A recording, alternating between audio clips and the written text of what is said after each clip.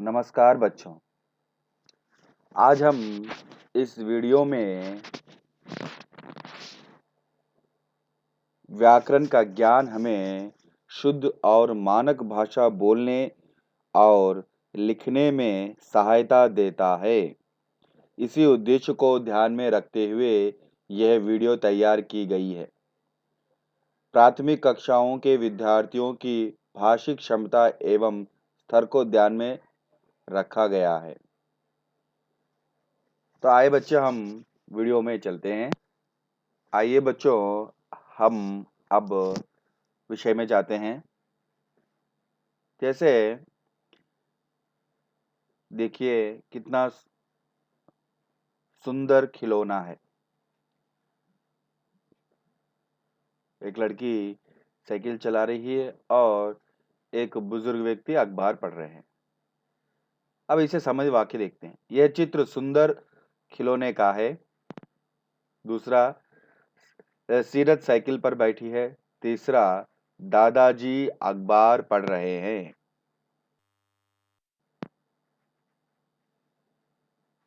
ऊपर लिखे तीनों वाक्यों को जब बोला और सुना जाता है तब भाषा मौखिक होती है।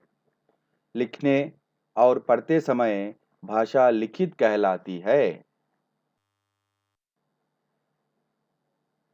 मौखिक भाषा के लिए ध्वनि आवश्यक है। देखिए बच्चों, मौखिक भाषा के लिए क्या आवश्यक है? मौखिक भाषा के लिए ध्वनि आवश्यक है। अब लिखित भाषा के लिए क्या आवश्यक है? लिखित भाषा के लिए वर्ण आवश्यक है। लिखित भाषा के लिए वर्ण।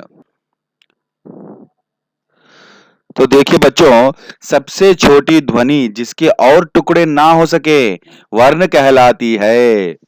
सबसे छोटी ध्वनि जिसके और टुकड़े ना हो सके वही जो है क्या कहलाती है? वर्ण कहलाती है। समझ में आया बच्चों? सबसे छोटी ध्वनि क्या है? वर्ण। सबसे छोटी ध्वनि वर्ण। जो टुकड़े ना हो सके और हम उसका टुकड़ा और अलग नहीं कर सकते।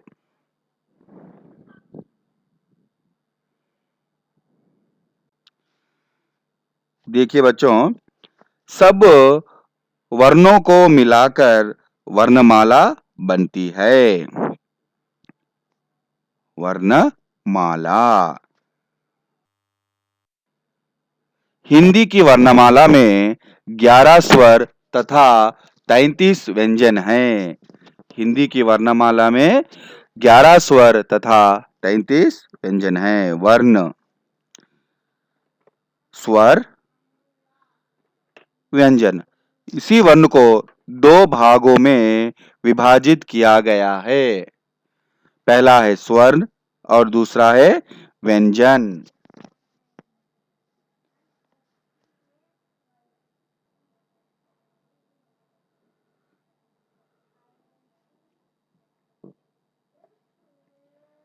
देखिए बच्चों, अब हम इसी वर्ण के भागों को, जैसे स्वर और व्यंजन है, अब विस्तार रूप से देखेंगे। तो सबसे पहले हम देखेंगे स्वर।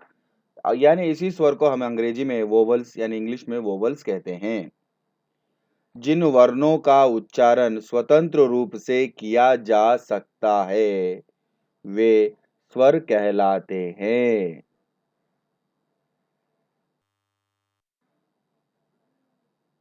स्वर जो है 11 हैं। वे हैं आ, इ, ई, उ, ऊ, रि, ए, ऐ, ओ, औ। देखिए बच्चों, स्वर कितने हैं यहाँ पर? 11।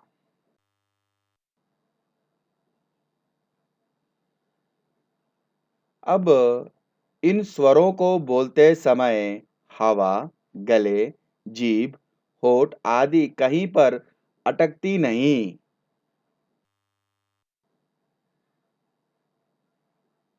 अब दूसरा आता है अयोगवाह। स्वर एवं व्यंजन के बीच की कड़ी में अम और आहा हैं। इनको अयोगवाह कहते हैं। आ के बिना इनका उच्चारण संभव नहीं है।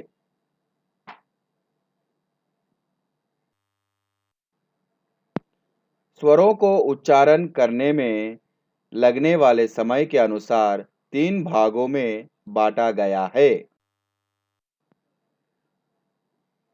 स्वर, ह्रस्व स्वर, दीर्घ स्वर, लुप्त स्वर।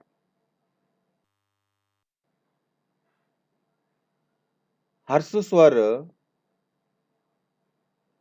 ह्रस्व स्वर जो है, जिन स्वरों के उच्चारण में सबसे कम समय लगता है, उनको ह्रस्व स्वर कहा जाता है।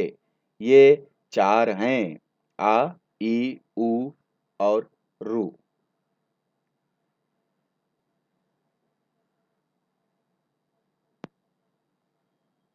दीर्घ स्वर। दीर्घ स्वर इन स्वरों का उच्चारण करने में ह्रस्व स्वरों की अपेक्षा दुगना समय लगता है। इनकी संख्या 7 है: आ, ई, उ, ए, आई, ओ, औ। देखिए बच्चों, अब है प्लुत स्वर। प्लुत स्वर जिन स्वरों का उच्चारण करने में ह्रस्व स्वरों से 3 गुना अधिक समय लगता है, उन्हें प्लुत स्वर कहते हैं। इनका उपयोग बहुत कम होता है।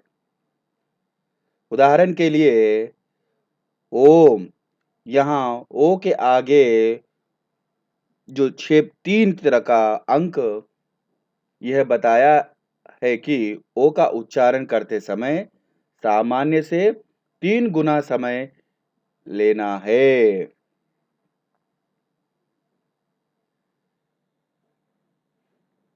तो देखिए बच्चों,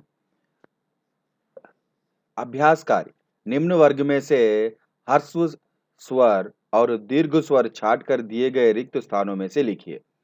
देखिए बच्चों, यहाँ पर आप लोगों को इस बक्से में कुछ ह्रस्व, दीर्घ और व्यंजन भी दिखाई दे रहे होंगे। तो इसमें से हमें ह्रस्व स्वर और दीर्घ स्वर को अलग-अलग करना है। यानी इसमें से ह्रस्व वर्ग को इस तालिका में लिखना है और दीर्घ स्वरों को इस तालिका में लिखना है। अब देखते हैं हम। पहला है आ। ठीक है, इस लाइन में से पहला आया आ। दूसरा री, ई, उ, आ, ई, उ, ए, आई, ओ, औ। तो देखा बच्चों, ह्रस्व स्वर जो है 4 है और दीर्घ स्वर जो है 7 है। पूरे मिलाकर कितने हुए? 11। अब हम नेक्स्ट पार्ट में व्यंजन देखेंगे। व्यंजन क्या है? व्यंजन के कितने भाग हैं? हम अगले वीडियो में देखेंगे। धन्यवाद बच्चों।